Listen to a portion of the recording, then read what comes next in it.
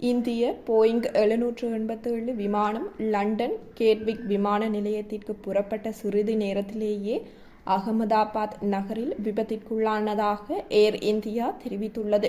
இந்த விபத்தில் இதுவரை 133 பேர் உயிரிழந்துள்ளமை உறுதி செய்யப்பட்டுள்ளது.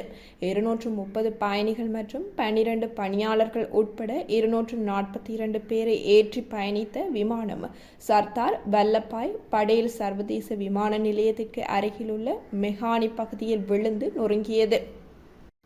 குறித்த விமானத்தில் அதிக எரிபொருள் காணப்பட்டதன் காரணமாக பாரிய தீ விபத்து ஏற்பட்டுள்ளதாக அங்கிருந்து கிடைக்கும் செய்திகள் தெரிவிக்கின்றன. இவர்களில் 169 இந்தியர்கள், 53 பிரிட்டிஷ் நாட்டைச் சேர்ந்தவர்கள், 7 போர்த்துகீசியர்கள் மற்றும் ஒரு கனேடியர் அடங்குவர். உயிர் பிழைத்தவர்கள் தொடர்பில் எவ்வித தகவலும் இதுவரையில் கிடைக்கப்பெறவில்லை. குறித்த விமானமானது மருத்துவக் கல்லூரி வளாகத்தின் உணவகத்தில் மோதியது எனவும் அங்கு 30க்கும் மேற்பட்ட மாணவர்கள் உணவு உண்டு கொண்டிருந்ததாக கல்லூரியின் அதிபர் தெரிவித்துள்ளார். இந்த விபத்தில் 5 மாணவர்கள் உயிரிழந்துள்ளனர். மேலும் தீயை அணைக்கும் பணியில் தீயணைப்பு வீரர்கள் ஈடுபட்டுள்ளனர்.